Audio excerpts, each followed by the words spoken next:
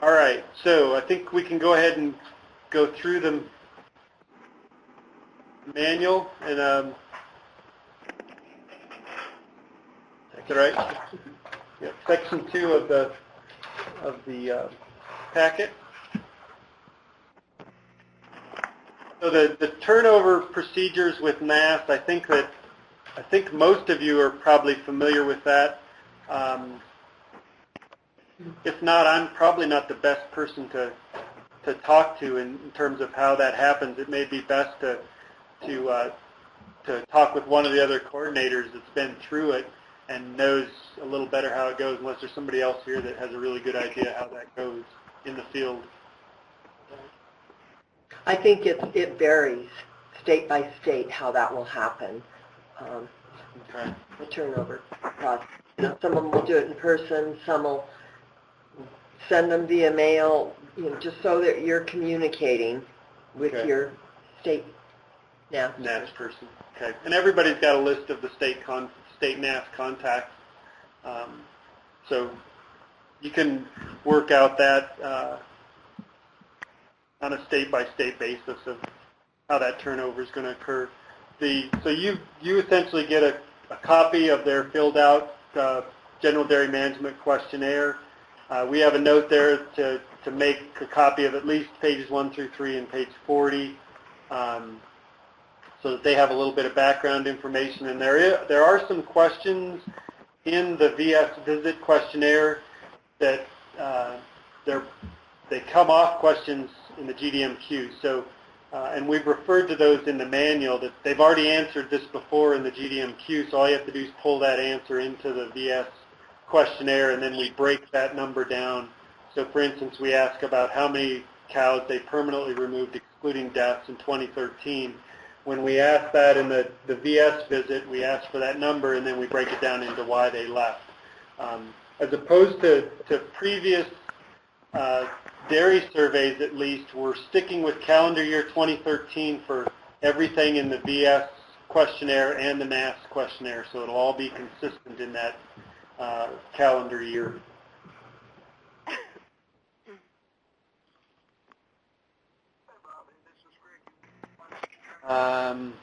When you do send those in, obviously, so they send the NAHMS questionnaires to us. They make a copy, and then you send them to us with the name and everything blacked out on that, right? Okay. And I suppose most of you have probably done that before. Stapled to each questionnaire is a producer agreement that goes through that they're willing to participate in the study. In the back, I don't know if I have, yeah, I got one here. The consent form is What's that? It's called consent form. Consent form. Is that what you mean? Well, it's titled producer agreement. It's on the inside cover of the manual. On the Dairy 2014 producer agreement. The second page of that goes through the biologics, and so they can mark whether they agree or disagree to participate with the farm biologics, and then the calf component gives a little bit of rundown on what's involved in that. And so you want to, since we won't be getting these back, we just need to know, like I mentioned before, how we're doing in terms of enrolling calf component farms. The milk and filter and composite fecal samples, those I don't think are an issue. I mean, we'll know by the kits going out, and we'll try to keep, I guess we didn't mention this, but the lab almost threatened to quit us if we didn't put a collection schedule together for you guys in the field. We fought back and said, no, we're not going to put a collection schedule together, but we'll do the best we can in letting you know how many samples are coming. So I'm not sure how that's going to get set up, but if there'll be a communication between you guys and Abby on how many samples or how many farms you plan on collecting in the following week, so that we can give the lab an idea of what's coming, but they're not dictating and how many samples are coming per week. Question: you said black out the name of the farm and all that stuff? Right. All we want to see is the NAHMS ID on the Okay, copy you well- mail to us. Top of page Oh. 3, it says do not black out the farm numbers. That's farm number, but no. We don't want the, yeah, we need the farm number. Okay, so you black out everything else. Right. Right. Okay. Yeah, This is that clarifying NAHMS that- ID, that farm number, the state and operation, that's the only way we can match all these up. So we have to have that Oh, on the after form. black out. But all the PII stuff needs to go away. Okay. Okay, at the back of the questionnaire, we have a reference card for a couple different things. One is on the TTIP, and the next one's on antibiotics. And so we've got response codes as the producer's going through and describing maybe what TTIP they use. You can go ahead and look it up. We don't have all of them listed. There's a lot more we found out than we have listed. But if it's not listed and you're not sure what compound it is, you can just write the name of the product. I think that we want to make this as smooth as possible for you and the producer. And if you got to search through a list and try to find out what the active ingredient is and you know the brand name, just write down the brand name. We'll figure it out on this end. Okay, so as we move through,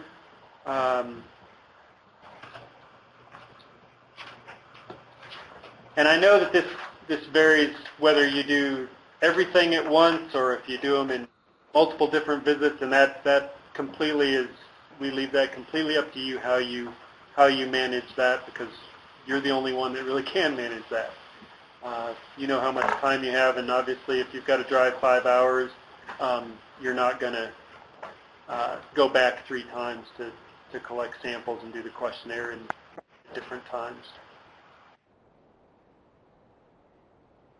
All right, so as Robert mentioned yesterday, the producers, and I think this is pretty consistent, they haven't consented to doing the survey. They've consented to getting their names turned over and learning more about it. Hopefully, the presentations yesterday and today give you a little bit more ammunition to take to producers and say this is why collecting this information is important. And then we add on some of the benefits of the results of the biological sampling. Hopefully those are things that help stimulate producers to participate. Obviously, they've already completed the NAHMS component, but sometimes those folks have a little bit more of a relationship than you would with the producer. All right, so I think what we'll do,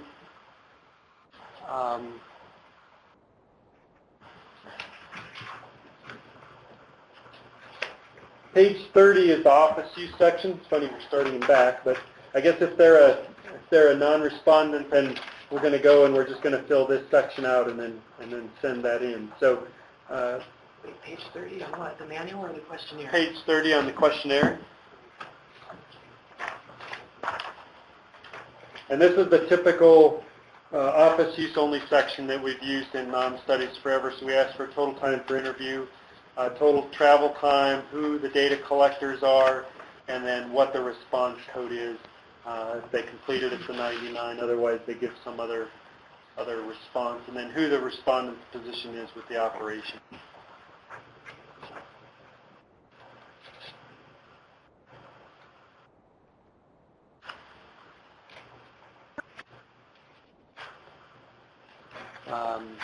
Filling out the top form, I think, is pretty simple. As far as the state PIP, the operation number, which those two combined become the NAHMS ID.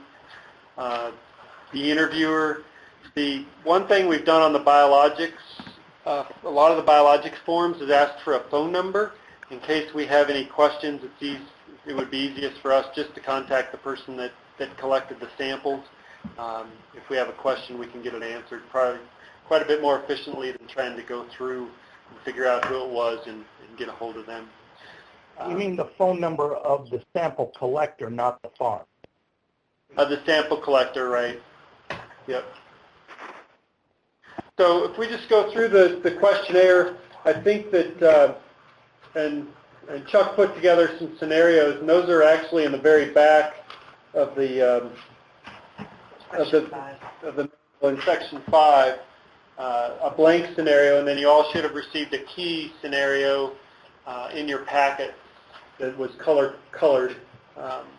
And then also the thing I forgot to mention too is the Cal evaluation sheets were also loose, bundled but loose in those boxes. So you should have enough of the Cal evaluation forms, number of farms you're doing. So question 5, page 2 of the questionnaire asks about milking procedures. This is a question we've used before. It's just really difficult, kind of goes back to like the calves. Everybody does things a little bit differently, and how do you capture that in a way that accurately describes what they're doing? And so this has got the 3 columns, the general method that's used, what specific procedure they use in that general method, and then what order it is in the routine. And I would guess that most of the dairies that you're going to visit may have 2 or 3 general methods that they use. If they use a wet wipe, for instance, or a pre-dip, those farms probably wouldn't use both, but they probably use one or the other, and then they're going to dry the teeth afterwards. So they're going to essentially have, 2 general methods if they do a wet wipe and then they dry the teeth. So if they do a wet wipe, which one of these specific procedures describes that? And then when they dry the teeth, what describes that? So this should be fairly simple to fill out on most farms, but again, we're going to have those farms that do kind of a funky milking routine, and hopefully we have enough, have our bases covered here to capture what they do. Any questions on that?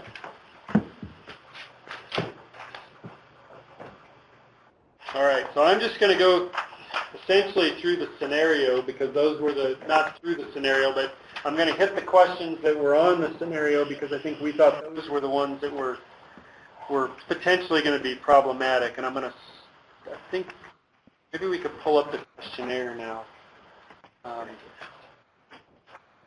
The manual is the VS visit manual is there, and you can look through it. I think it's pretty self-explanatory. The next section is section B. The section B, page 8. The section's on personnel. Question 2 goes through the training. And then we ask what about multiple different procedures, whether training's provided or not. And then we have some training codes. Maybe I'll wait just a second till Camilla gets that up so that you can see what we're talking about. If you don't have a questionnaire in front of you.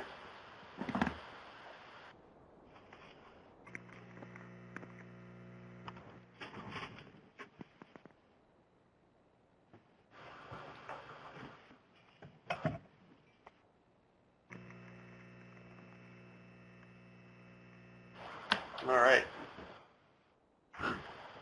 So we're going to close your eyes for a minute. You get seasick.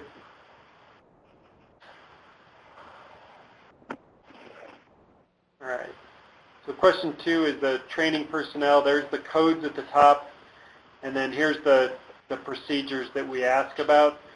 If farms don't do some of these procedures, then we put an option to do not applicable. And if they do say they provide training, then who does the primary training? And that, to me, really means, and this is expressed in the manual, that means the person that's working with the workers to provide that training. It's not somebody who developed the training, but it's actually the person doing the training.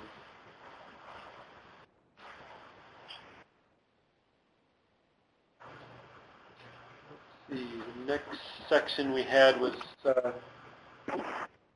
section D.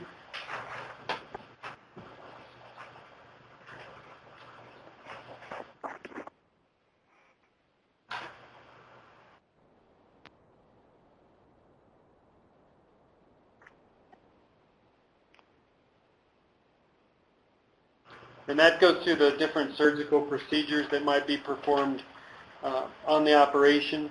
And question 2 asks about, for the calves that were dehorned, how were they dehorned? This again is a question we used in 2007. These don't necessarily have to sum to 100% if they're not dehorning all of their heifer calves, and what age they're dehorned and whether they used any kind of anesthetic or analgesics.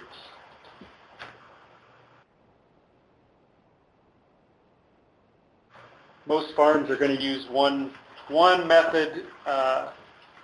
Well, my experience, most farms are going to use one method on the majority of calves. If they're using the Budex, for instance, they may end up coming back if they missed a calf and using a different procedure as that calf's a little bit bigger. But the majority of operations would use one procedure. All right, the next section is section F.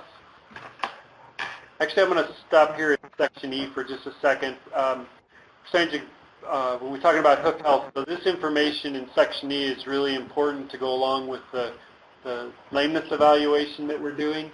Percentage of bred heifers and cows that were lame. Now we're going to be pulling that out of either the producer is going to give you that percent or pulling it out of their records. And like I say, we'll have the instructions to do that for those 3 software programs. And then we ask them of those, break them down into hairy heel warts and foot rot. And I realize that on a lot of operations that's probably going to be a guess. But if they don't have hairy heel warts, then it would probably be, that tends to either be the predominant type of lameness they have if they're not actively addressing it or not.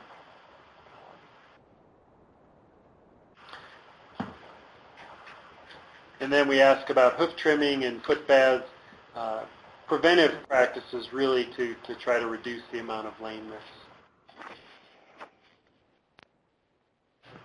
Okay, the next section, section F, is beef quality assurance. This isn't, I think this is a pretty easy section to go through. We had a little more difficult time doing the analysis and figuring out how to make these numbers all work out. But really, how many injections did the typical cow receive? And then of those, and then we ask about all the injections that were administered, what percentage were IM, sub-Q, or intravenous?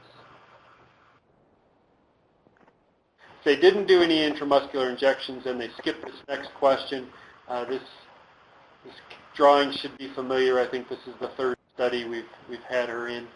I guess we can't update her. But for each of the different types of injections, we ask what intramuscular location is used. And with the beef quality assurance, obviously they're trying to get all the injections moved to the neck and shoulder, which is sometimes pretty difficult to do the way we manage dairy cows. So the majority end up in the back end.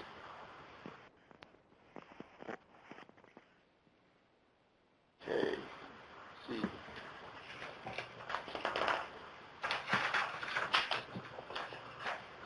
Has anybody had any problems with this series of questions in the past? Any comments?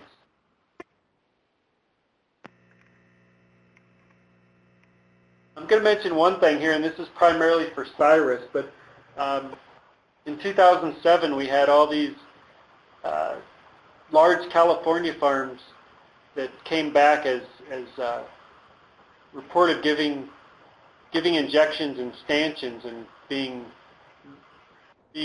more familiar with some of the Midwest farms and stanchion barns.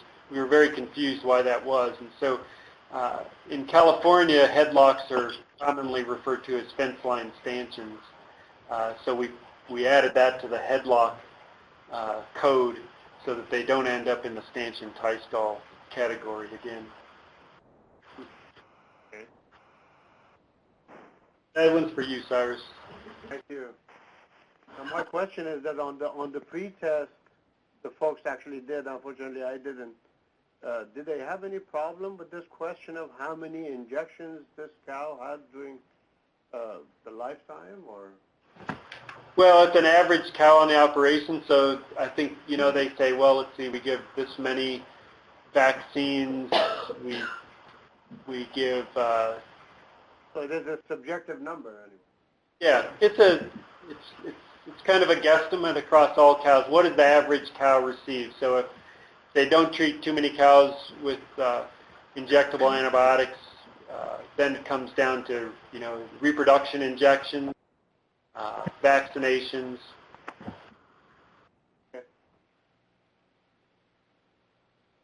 But we realized it's just a guess of an average. We did move this questionnaire around quite a bit.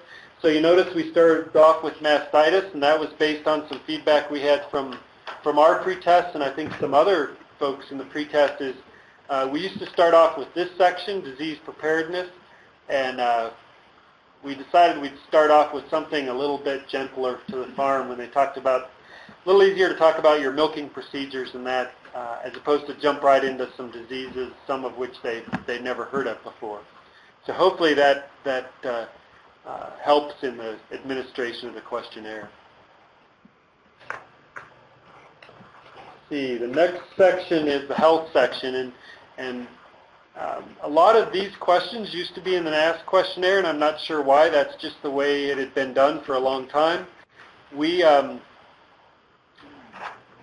talked about, do we need to come up with definitions for all these diseases? And as we spoke with some of the coordinators and folks that helped us in the initial planning, they were pretty adamant that why don't we just move this to the VS questionnaire. And so what we did is we had good information from 2007. We went back and we had our estimates from the NAHMS component, so we ran estimates from just those farms that did the VS component, and the estimates really matched up with what all the operations that did the NAHMS questionnaire responded. So we felt comfortable. We're going to have a lot fewer operations that fill out this health, death, and permanent removals information, but it appears that the data was similar last time when we took that subset and compared it back. So all the health, all this section used to be in the NAHMS, and we moved it here. The first part of that asks about permanent removals, excluding deaths, and where did they go. I know a lot of folks get excited when they see a big table like this, but I think it's really pretty straightforward in that most dairies are going to send their cull cows to one or two places. I would guess that most of them send them to the market or auction. That's where most of them are going to go. They'll know how frequently they left or how they shipped, every 6 months or every week. We're asking for the average price per head received for the last cow or group sold during 2013. And I didn't mention this when we were in the mastitis milk quality section, but one of the goals that came up after we started and didn't become an objective, but is, I think, important, is coming up with a cost of mastitis for the U.S. And the last estimate that was generated, no one can actually find how that was developed. And so I think it was pulled out of somebody's back pocket. So we're asking a few more specific questions on treatment costs. The one thing that we won't be able to get out of the NAHMS data is the milk loss associated with that, but we can use some other studies to help us with that. But we're trying to get more information on costs, and so that's why we're asking some of these questions, so we can put a spreadsheet together and an estimate. And our goal is to have an enterprise budget type spreadsheet that you can take to a farm, input a few parameters, and it will tell you how much mastitis is costing them. So that's potentially one of the benefits that producers will get out of the study. Okay, so we'll ask about cow deaths. The deaths, how many were euthanized, how many were not, and how many were necropsied. And Frank gave you the numbers yesterday. About 14% of farms are doing necropsies, and only about 4% of all dead cows were necropsied. So if you look at the feedlot industry, where every animal that dies is pretty much necropsied, we've got a ways to go to get to that point. But spring tension again. Until we start finding out why cows die, we really can't address that at the farm level. One big measure of health and really welfare is in questions 6 and 7, and that's these cows that are permanently removed. If they're removed real early in lactation or as dry cows, then that's pretty costly for a producer. I think generally we think of the most productive or the best financial decision is made on cows that are late in lactation. They've already passed their peak. They didn't get pregnant. We milk them till they meet some minimum level of milk, and then we ship them off. But those cows that are early in lactation and we haven't got to peak milk, those are definitely some cost to the farm when those leave. So we're also going to ask about what lactation those animals were in, and those questions we've asked before. This table, question 8, is really the monster of the whole question. Well, one of the monsters of the questionnaire, and I don't think it wouldn't necessarily have to be real difficult for farms. If farms don't have information on the number or can't get it in a reasonable amount of time, then that's fine. We'll get the best information. You'll get the best information that you can. But we do have the column of affected or not, so at least we'll know, how many operations are seeing cancer eye. When I was in practice, I never saw cancer eye except in beef cows. There are dairy operations in the western U.S. that there's people that go out and spend a day removing cancer eyes from cows, and so there's definitely some regional differences, and we've never asked about this before, so we really don't know how frequently do we see cancer eye. So we've gone through the health conditions that were in the NAHMS questionnaire, and we've expanded it a little bit to try to get more information, and we know that you folks can answer questions about these diseases and health conditions a lot easier than the NAHMS people could. So we're going to get better information just from that aspect. But then we also want to know, if possible, can we ask how many head were affected, how many were removed or sold, and how many died, so we can look at that disease's impact on the overall health of the herd and removal and deaths. So this is a fairly extensive list. A lot of farms are going to have trouble coming up with good numbers. A lot of them are going to be guesses, and we realize that. But the folks that have some of this collected on computer records, we should be able to get some of more accurate information from them. Okay. Anybody have any questions or concerns about that particular question? Well, this is Lori Harrison, Idaho. Back on the one on the permanent removes and that, in Idaho there's a lot of buying stations. They're in between that. They'll collect cows for, from all these dairies, and they may be going to 5 different slaughterhouses, but they're not a feedlot, they're really not a stockyard, and there's a set price. Do you want those under other? Yeah, I think that would be a good place to put those. Yeah, that's really, I didn't realize that, so that's good to know, because then what the other helps us do is when the next study comes around, we can look at more options that we may need to add. Because ideally, we'd want to have all your options there so that you didn't have to write something in. But in this case, that'll help us next time.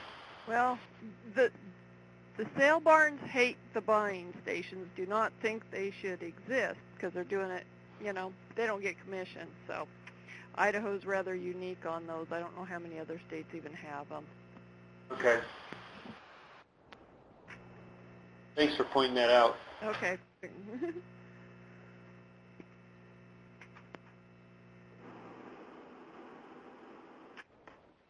Interesting when we talk about questionnaire length, because we went on one of our pre-tests, we went out and we were going through this particular section. We were talking about weaned heifers and pre-weaned heifers, and as much as we want to keep them short, even our producers, and maybe some of you have had this experience too, were telling us, well, we really should break this into pre-weaned, weaned, and pregnant. And we said, well, weaned really includes pregnant, and it includes them all the way up to calving. No, you really need to have another column in there for pregnant heifers.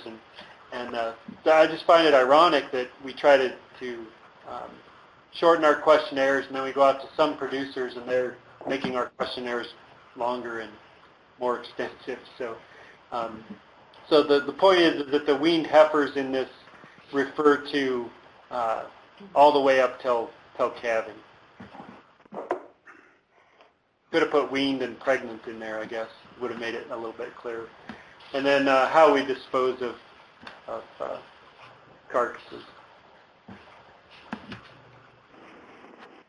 Next section, drug use and residue avoidance. As you know, drug use continues to be an important question that people are asking about, and probably 5 to 7 years ago, as NAHMS, and we were looking more into this, primarily Dr. Dave Dargitz and Chuck Fossler, we were pretty much told, no, that's not under our purview, and don't really get involved in that. Luckily, Dave and Chuck both had the foresight to put these kinds of questions in our questionnaires, and now they're coming to us saying, well, we need to do more, we need to do more. And luckily, like I said, those guys had the foresight that at least we have some good background information that was collected during the NAHMS studies as a start. So the thing about this section and drug use is we've oversampled organic operations in our sample so that we could do some comparisons, not only with some of the food safety pathogens, but also with management practices. So if you're interviewing an organic dairy and they say, well, we don't use any antibiotics, well, that's understandable, although you could argue whether that's good or bad. There are some drugs that organic dairies use that do have milk or meat withdrawals. And so just because they're organic doesn't mean they skip out of this completely. If they get to question 3 and they say no, then they're done. But the organic dairy we went to, we specifically really focused on this section because we wanted to make sure, and a lot of the pre-tests were done on organic dairies to give us feedback, and that was very helpful. But my point is that don't let the organic guys just skip out of this section if they're actually administering drugs that require meat or milk withdrawal. Interesting, a recent study out of Wisconsin showed that half of the organic dairies,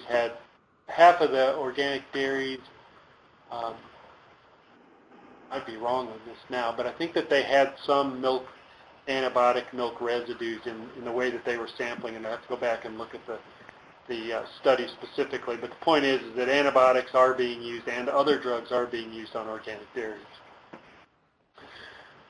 Question 5 is the question that I know everyone that's administered this hates it. We just haven't come up with a better way, and we've reached out to folks to come up with a better way to ask these questions, and I'm not sure that there is a better way. If you even break them down into individual cattle classes, it just ends up being about five pages of questions. So the pre-weaned heifers and the weaned heifers, those two we won't have any previous information in the questionnaire on the incidence or number of animals affected for these diseases. So they'll have to fill that out and the number of affected animals treated with antibiotics. We did add a secondary antibiotic use because it seems fairly common that they'll try one antibiotic, and then if that doesn't work, maybe half the cases end up getting another or a different type of antibiotic, or there's enough different types of diseases, for instance, in diarrhea or other digestive, that based on the clinical presentation they use a different antibiotic. So we tried to get a little more information on antibiotic use. For the cows section down here at the bottom, all of these different categories, respiratory diarrhea, reproductive mastitis, lameness, those were all captured in question 8 of that health section. And so you can, for respiratory, you can just pull that number, should be able to just pull that number right into here. For some of the others, you might need to add a couple of those because let me look at without going backwards. For instance, digestive, that's broken out into bloat, bloody gut, DA, diarrhea. So you might just need to sum those number of head affected on question 8, page 24 of the questionnaire, and then you can write that in. and then they can tell you how many were treated with antibiotics. So we're trying to minimize the duplication of coming up with numbers. Extra label use. We're trying to get more information on what producers use to make drug use decisions or treatment decisions, and so that's question 8 here. And then to address the residue issue, obviously FDA has based on their investigations, they've got a good idea of what farms are doing or not doing that's causing them to have violative residues either in milk or meat. And so what we've taken in question 13 is we've tried to look at that and say, do you do some of these practices? But we didn't ask, so one that I think of is they're milking in a pipeline and they forget when they get to the sick cows to remove the pipeline out of the bulk tank into a sick pen tank or whatever they have. So we don't ask, do you forget to do that? We just ask if that's one of the procedures that you do, and then if you do that, then there's a probability, although small, that at some point in time that pipe might not get moved out of milk for human consumption into the other tank. And then what we'll do is, based on the producer's response to these questions, then we'll send them back kind of their risk of having a residue based on these types of procedures that they do. And then obviously they should probably follow up with their veterinarian or other consultant on how they might reduce some of those risks. And we'll just put that in context of here's what FDA finds occurs on farms with residues. You have some of the same practices that could cause you to have those as well.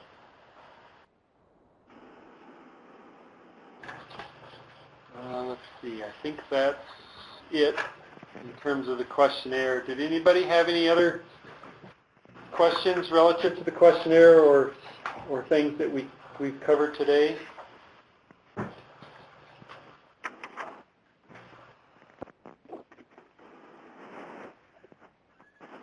Just a comment, I guess. I got the producer education packets. They have quite a bit of information in them. And I guess that was something you thought we might hand out when we talked to them. That might be a good thing to mail along with a letter to introduce ourselves if we're going to do a mailing, though. It might be a little expensive. That's the only thing I'm thinking.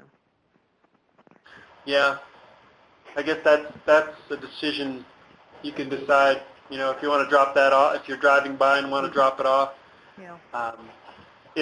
If you wanted to email that, I mean, we have those in PDFs, but from what we've heard, and we actually talked about just providing producers with a CD with all those information packet material on CD in electronic form, and we heard back that producers really want to have something that they can open, look at.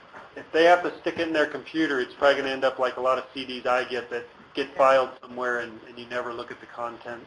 Yeah. But that is an option if you wanted to send that ahead of time and then provide them with the packet. There is one thing that was added to the packet, and that's a discounted membership to the National Mastitis Council.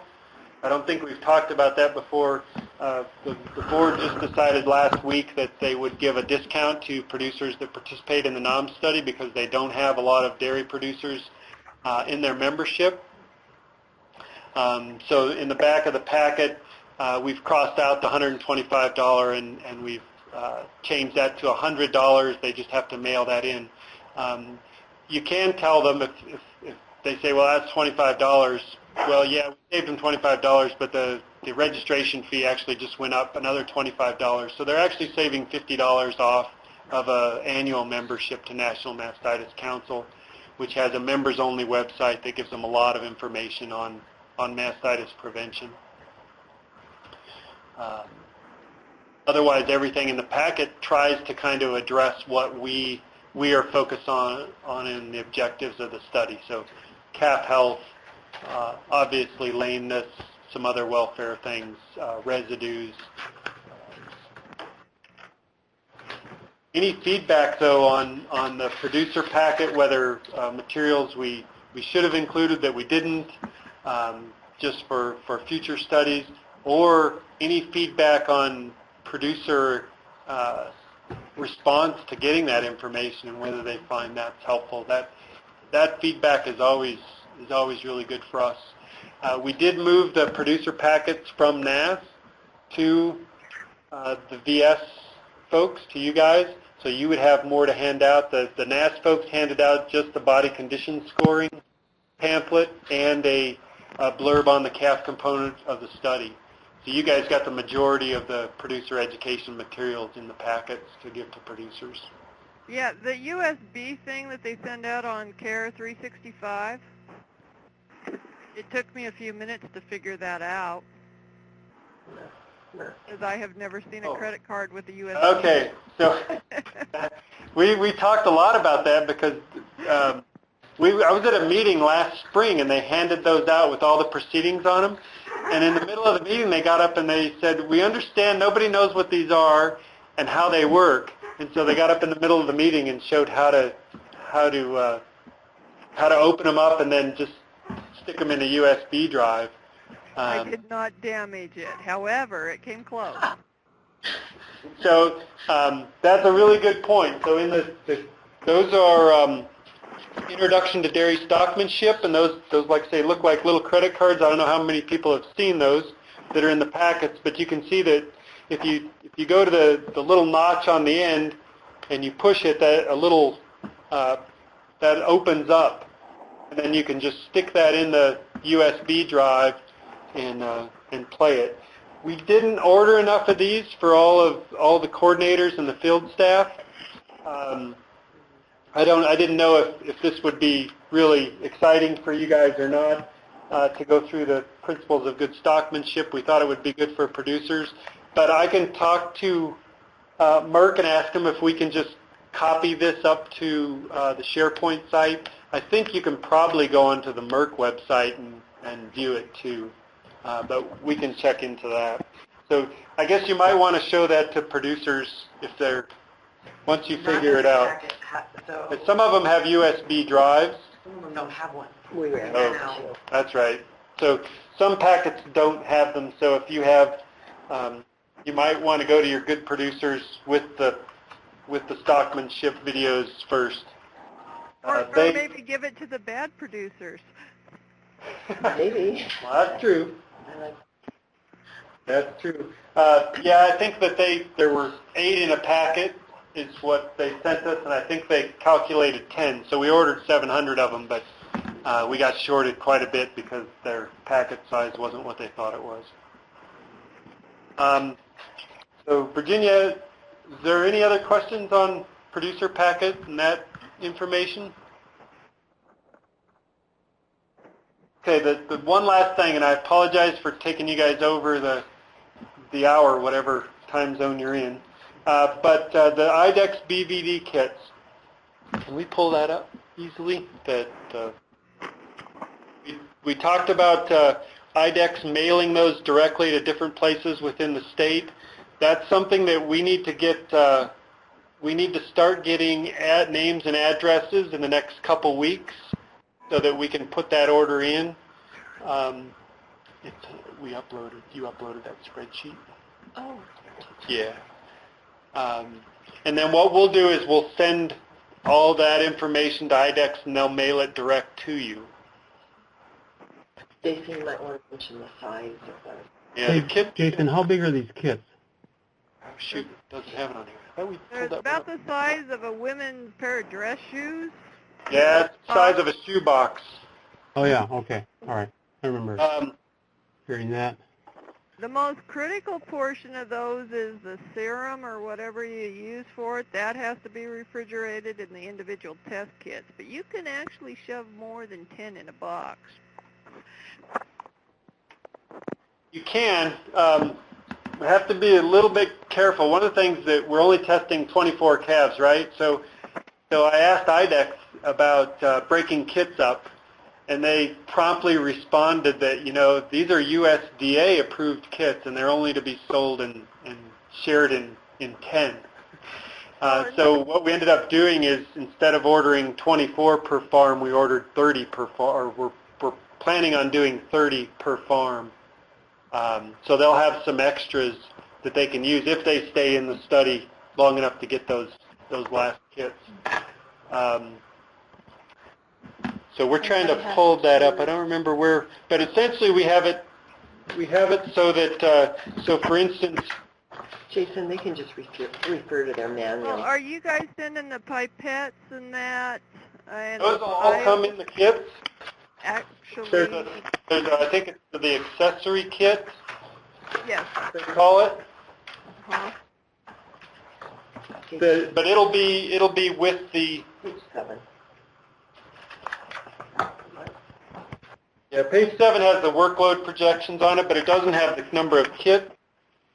So, for instance, I'll pick an easy one. Washington, we're expecting 10 operations to sign up, so that would be 30 kits, 30 shoe boxes. Well, how we anticipated doing that was ordering about half of the kits now, and then next, before the end of the fiscal year, hopefully, we'll look and see where we are and then order the next half. Some of the states like Wisconsin, California, Minnesota, New York, Pennsylvania, you may not have enough refrigerator space even if you send it to 3 or 4 places in the state. So some of those states, I think, and we could do it with others too, we can break that into 4 shipments where we ship a quarter of the kits, the first part of March, and then we look and, maybe June, and then toward September, and then probably December, if there'd be 4 shipments. So what we need, so Washington would need room for 15 boxes initially. And you can do the calculations essentially just 3 times however many farms you have divided by 2 would be half of the shipments, half of the order up front.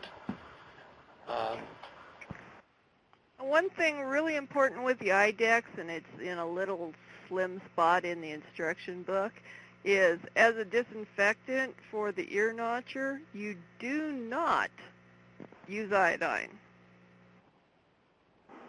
It interferes with the test. And guess what the most prominent disinfectant on a dairy is?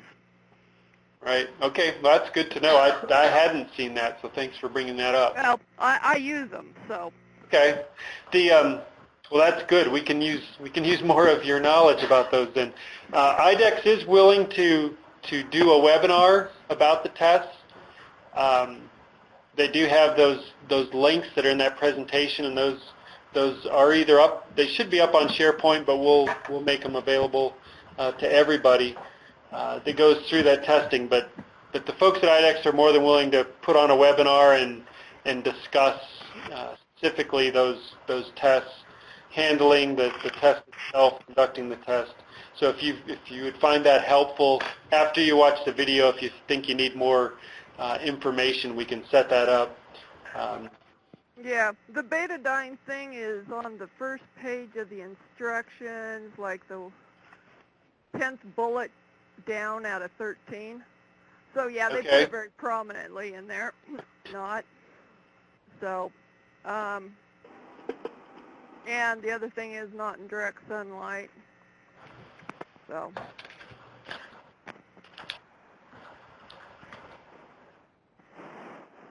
Okay. Thank you for pointing that out.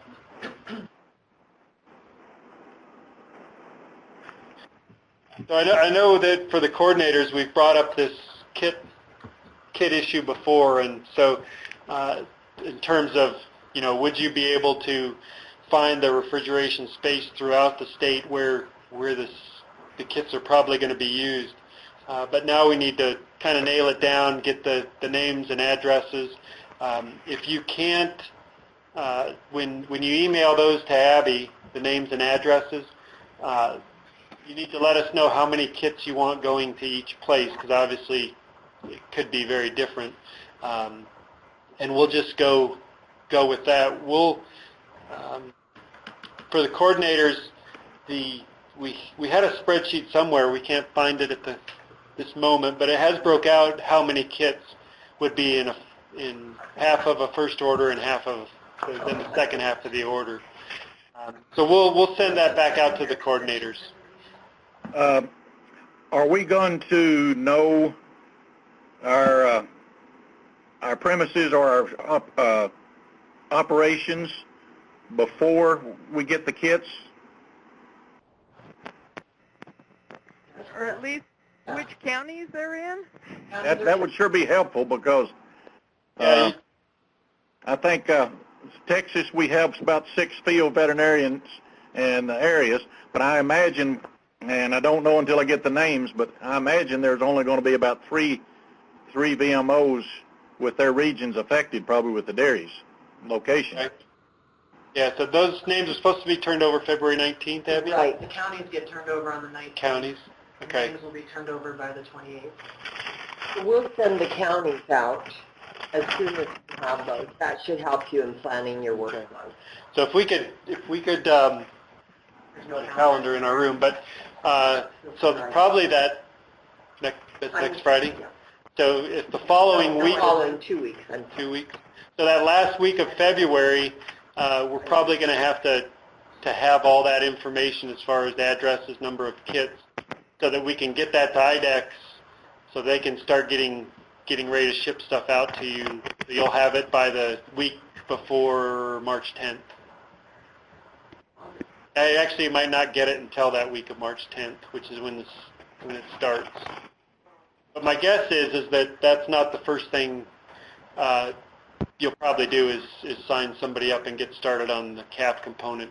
If they want to sign up, you can, it may be way too much to try to coordinate the VS questionnaire, the farm biologics, and getting started on the CAF component in one visit, and do the scoring, the lameness evaluation.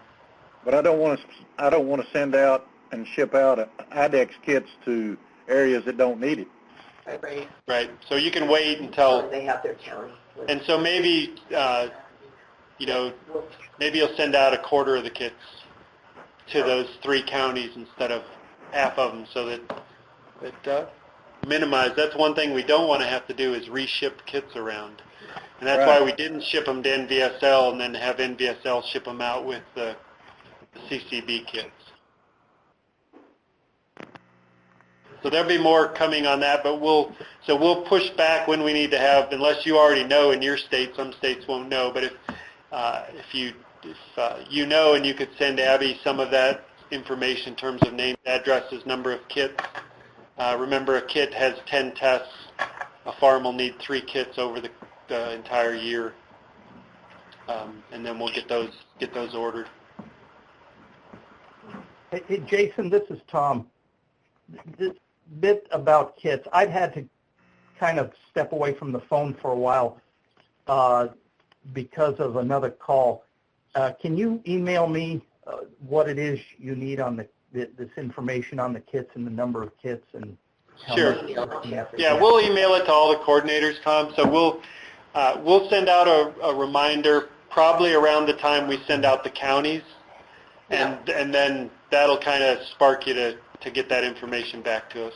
In fact, Okay, I think we should just wait until we send the counties and Okay. then gather that information. It'll be easier for them to determine where. Okay. Yeah, but tell me what information you need from us then. Yeah. So Right, we will. Yeah, we will at that time.